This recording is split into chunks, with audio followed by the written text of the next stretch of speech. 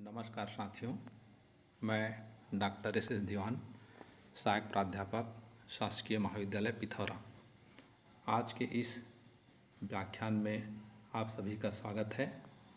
व्याख्यान का टॉपिक है भारतीय संविधान के स्रोत। हमारे देश का संविधान एक संविधान सभा के द्वारा 26 नवंबर सन 1949 को स्वीकार किया गया था, जिसे 26 जनवरी सन 1950 को हमारे देश में लागू किया गया। भारतीय संविधान सभा ने हमारे देश के लिए जिस संविधान को निर्मित किया है वह मौलिक न होकर व्यवहारिक है। दूसरे शब्दों में हम ये कह सकते हैं कि हमारे देश के संविधान निर्माताओं ने मौलिक संविधान की रचना न करके दुनिया के विभिन्न देशों के संविधानों के अच्छे गुणों को ग्रहण करके उसे व्यवहारिक रूप देने का प्रयास किया है। इस कारण भी कुछ आलोचकों ने हमारे देश के संविधान को उधार का थैला, भानुमतु के कुनबे की तरह गड़बड़, कैंची और गोंद की खिलवाड़ आदि कई नामों से पुकारते हैं। भारतीय संविधान के स्रोत को मुख्य रूप से दो भागों में विभाजित किया जा सकता है। पहला जन्म संबंधी स्रोत और दूसरा है विकास संबंधी स्रोत। जन्म संबंधी स्रोत को भी दो भागों में बांटा गया है। पहला भारतीय संविधान के विदेशी स्रोत और दूसरा है भारतीय संविधान के देशी स्रोत। तो जन्म संबंधी स्रोत के अंतर्गत भारतीय संविधान के विदेशी स्रोत के अंतर्गत उन बातों का उल्लेख करेंगे जिसे हमारे देश के संविधान निर्माताओं ने संविधान बनाते समय दुनिया के विभिन्न देशों के संविधानों से ग्रहण किए हैं। भारतीय संविधान के विदेशी स्रोत के तहत ब्रिटेन के संविधान से संसदीय शासन प्रणाली, विधि निर्माण प्रणाली तथा एकल नागरिकता को ग्रहण किया गया है। इसी तरह से अमेरिका के संविधान से हमारे देश के नागरिकों के लिए मौलिक अधिकार, न्यायिक समीक्षा, संविधान की सर्वोच्चता, स्वतंत्र न्यायपालिका, संघवाद, राष्ट्रपति पर महाभियोग की प्रक्रिया आदि गुणों को अमेरिका के संविधान से लिया गया है। इसी तरह से आयरलैंड के संविधान से राज्य के नीति निर्देशक तत्व, राष्ट्रपति के चुनाव के लिए निर्वाचक मंडल का गठन तथा विधानमंडलों में कला, साहित्य, विज्ञान और समाज सेवा के क्षेत्र में उल्लेखनीय कार्य करने वालों को मनोनीत करने संबंधी बातों को स्वीकार किया गया है। ऑस्ट्रेलिया के संविधान से हमारे देश के संविधान के प्रस्तावना की भाषा को समवर्ती सूची का प्रावधान, केंद्र और राज्य सरकारों के मध्य संबंध तथा शक्तियों के विभाजन को स्वीकार किया गया है। कनाडा के संविधान से संघीय शासन प्रणाली के गुणों को ग्रहण किया गया है तथा संघ शब्द के स्थान पर अंग्रेजी के यूनियन शब्द का प्रयोग किया गया है। रूस के संविधान से हमारे देश के नागरिकों के लिए मूल कर्तव्यों को ग्रहण करके बनाया गया है।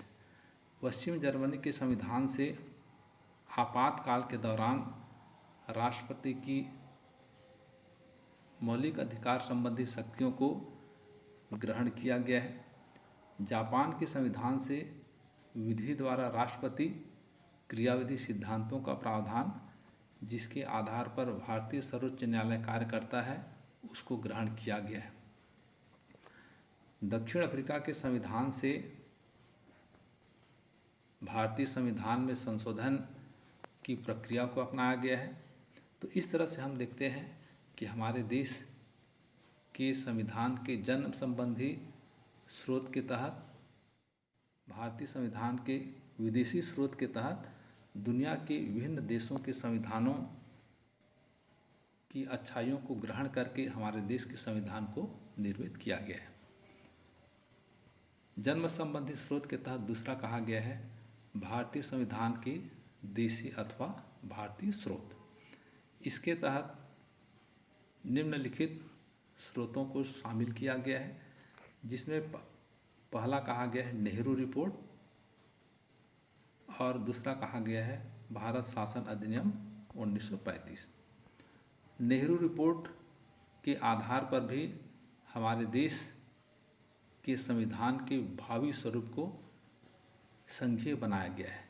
इसमें देशी रियासतों अथवा भारतीय राज्यों को अलग से अस्तित्व नहीं मिलेगा तथा उन्हें संघ में शामिल होना अनिवार्य होगा।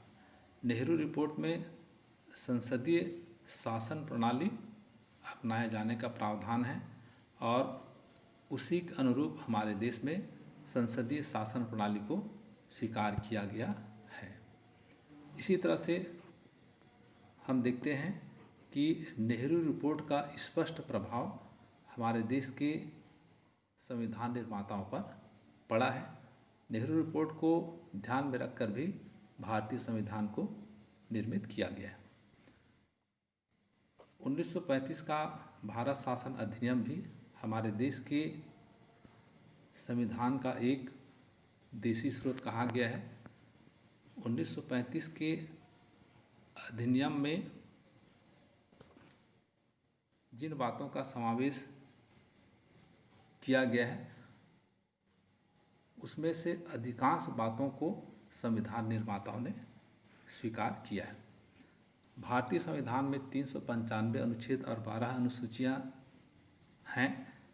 395 अनुच्छेदों में से 250 अनुच्छेद ऐसे हैं जो 1935 के भारत शासन अधिनियम से अक्षरशः स्वीकार कर लिया गया है।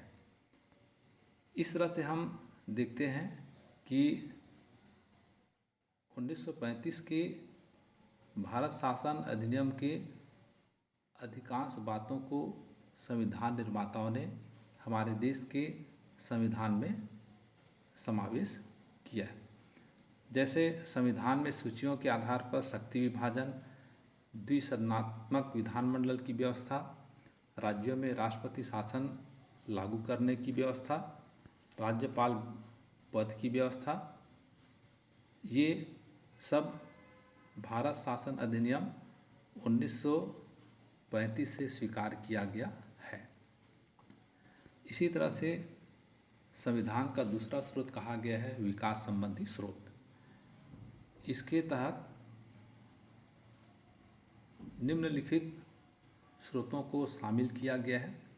इसमें भी 4 पॉइंट्स दिए हुए हैं, जिसमें पहला कहा गया है संविधियां, नियम, विनिमय तथा अध्यादेश।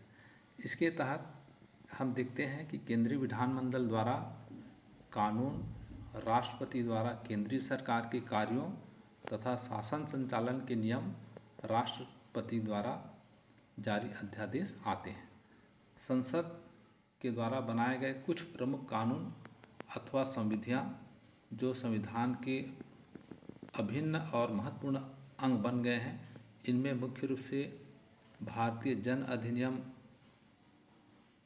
1950, 1951, राष्ट्रपति एवं उपराष्ट्रपति निर्वाचन अधिनियम 1952, भारतीय नागरिकता अधिनियम 1955-56 तथा जन प्रतिनिधि अधिनियम 1988 इत्यादि हैं। इसी तरह से विकास संबंधी स्रोत के तहत दूसरा कहा गया है रूढ़ियाँ अथवा परंपराएं। भारत में प्राचीन काल से ही कई तरह की रूढ़ियाँ और परंपराएं चली आ रही हैं। ये रूढ़ी और परंपरा भी हमारे देश के संविधान के विकास में महत्वपूर्ण भूमिका निभाए हैं। इसमें कुछ महत्वपूर्ण परंपराएं, जैसे संविधान के अनुसार कार्यपालिका शक्तियां राष्ट्रपति में निहित है, परंतु परंपरा यह है कि मंत्रिमंडल के परामर्श से ही राष्ट्रपति कार्य करता है। कहने का आशय है कि हमारे देश के संविधान में जो शक्तियां राष्ट्रपति के लिए निहित किए गए हैं, वास्तव में उन शक्तियों का वास्तविक उपयोगकर्ता राष्ट्रपति नहीं होता है। प्रधानमंत्री और उसका मंत्रिपरिषद राष्ट्रपति की शक्तियों को व्यवहार में उपयोग में लाते हैं। जैसे राष्ट्रपति को लोकसभा भंग करने का अधिकार है, लेकिन प्रधानमंत्री की सलाह से ही वह लोकसभा को भंग करता है। अगला कहा गया है, तीसरा है संवैधानिक संशोधन। हमारे देश का संविधान 1950 में लागू किया गया। उसके बाद से अभी तक 100 से भी अधिक संवैधानिक संशोधन हमारे देश में हो चुके हैं, क्योंकि जो संविधान आज से कई वर्ष पहले हमारे देश में लागू किया गया था, वर्तमान परिस्थितियों के अनुरूप वह प्रासंगिक होगा, ऐसा हम नहीं कह सकते हैं। संविधान में संशोधन करना आवश्यक होता है। चौथा कहा गया है न्यायिक पुनर्विलोकन, जिसे हम न्यायिक समीक्षा भी कहते हैं। न्यायिक पुनर्विलोकन यह न्यायपालिका का एक महत्वपूर्ण अधिकार है। न्यायिक पुनर्विलोकन को हम न्यायिक समीक्षा भी कहते हैं। इसके अंतर्गत हमारे देश की न्यायपालिका को व्यवस्थापिका के द्वारा बनाए गए कानूनों की वैधानिकता जांचने का अधिकार है। यदि कोई कानून संविधान के विपरीत है तो ऐसे कानूनों को खारिज करने का अधिकार हमारे देश की न्यायपालिका को है, जिसे हम न्यायिक समीक्षा का अधिकार कहते हैं। इस तरह से हम देखते हैं कि हमारे देश के संविधान के मुख्य रूप से दो तरह के स्रोत हैं। पहला जन्म संबंधी स्रोत और दूसरा विकास संबंधी स्रोत। इस तरह उपर्युक्त विवरण से स्पष्ट होता है कि भारतीय संविधान के कई महत्वपूर्ण स्रोत हैं। हमारे देश के संविधान को बनाते समय संसार के अनेक देशों के संविधानों से कई महत्वपूर्ण बातों को स्वीकार किया गया है, लेकिन पूर्ण रूप से संविधानों का अंधा अनुकरण हमारे देश का संविधान नहीं है। भारतीय परिस्थितियों के अनुसार हमारे देश के संविधान को निर्मित किया गया है। और इसी के साथ आज का हमारा व्याख्यान यही समाप्त होता है। धन्यवाद।